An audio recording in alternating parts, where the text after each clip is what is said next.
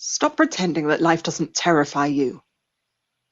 At first, the mouse had been terrified by the simple shock of a huge paw landing squarely on her back, pinning her into the dust. Then she had been afraid because the lion had extended his claws so that they curled down towards her, black and deadly. He had picked her up, and then she had found herself trembling and dangling by her tail, face to face with the biggest predator in the savannah. A young, adult male lion with a thin mane and no scars on his face yet. And then the conversation had started. She might have climbed up her own tail and bitten his paw to startle him and free herself, but she had never been the cheeky type. And anyway, what if he kept his grip on her regardless? Instead, the mouse had let her body tremble and arched her back to look the lion in the face with all the calm she could manage. Which, given the fact that he could drop her into his mouth and eat her whole at any time, was only a half portion.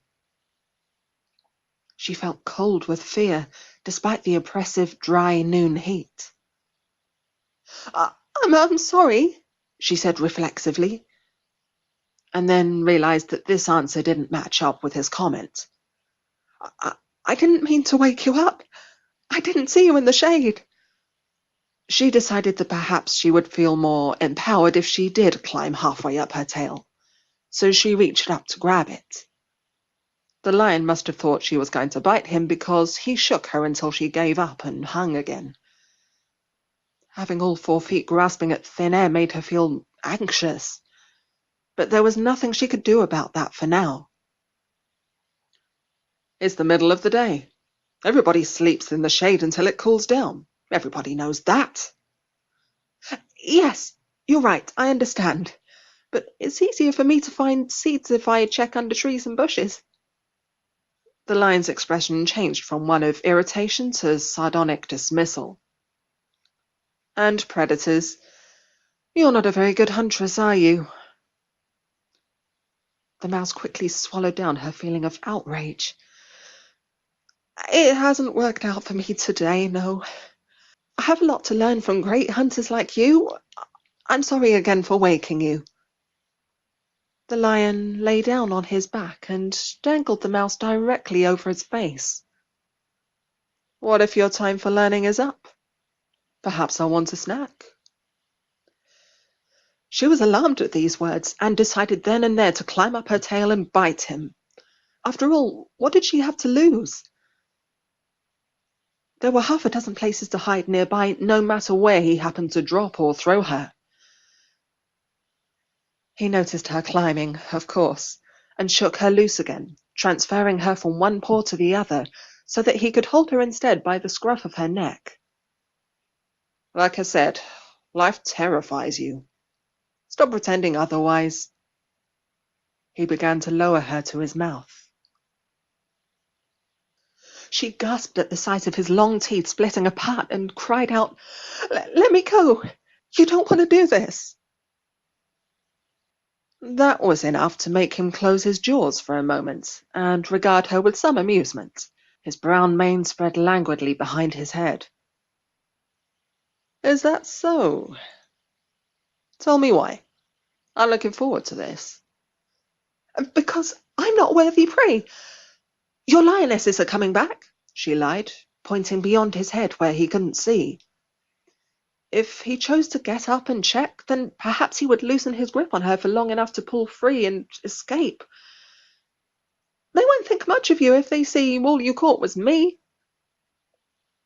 Judging from the skeptical look he gave her, he didn't believe her for a second. Nonetheless, he mulled over her words. Very well, he said.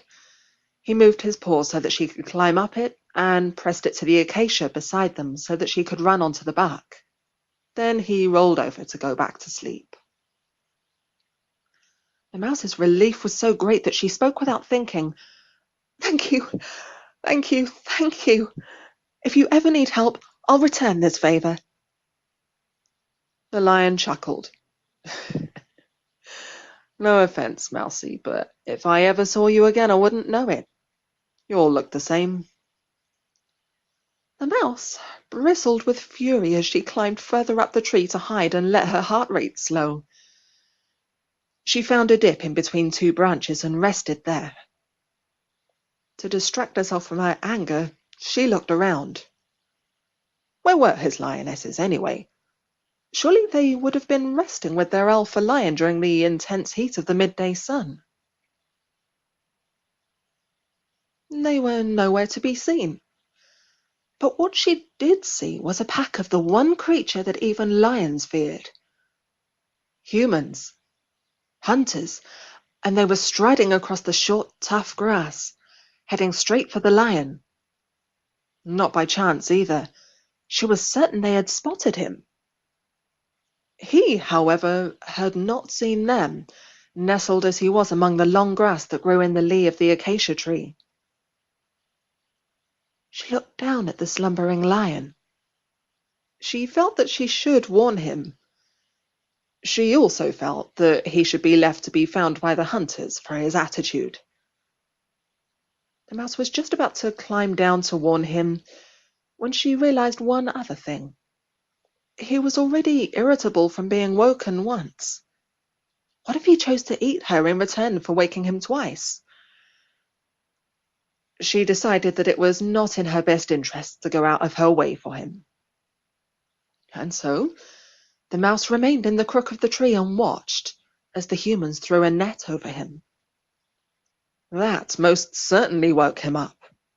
He clambered to his feet with a roar and an indignant swish of his tail, but the weights at the edge of the net dragged him back down. He roared again, bellowing in fury, but no amount of roaring was going to help him. The humans walked steadily in his direction.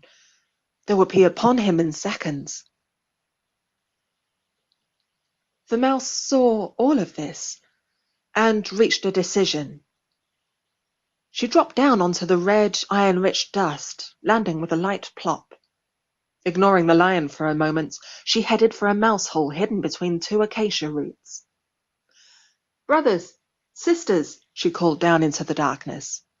"Come up, help me, be quick." Then she ran to the edge of the net. "Lion!" she called out to him. He looked down at her and took a breath to shout at her. But she spoke first in clipped tones as the first two of her kin joined her. "I said I'd help you. Friends, chew the rope. Free him." The lion watched, awestruck, as a dozen mice, every one identical to the next and last, each bit through one piece of the rope. That was all they had time for. And then the humans were upon them. Their strange, chemical stink announced their arrival. They smiled as they saw their prey beneath the net. The lion took one look at them and stepped backwards. But he was not trapped, for the mice had done their job well. The chewed pieces of string came apart easily, and, to the human's immense surprise, he ducked free. He took one final look at the hunters and bounded away, out of sight and far out of reach. When the humans looked down at the net, all they saw were the multiple scatterings of a dozen pale brown mice. The lion may have seen the mouse again, but he was never sure because to him they all looked the same.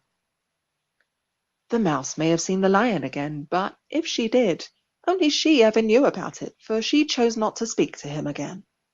Because, you see, from that day forward, the lion held his tongue around any mice he found, just in case.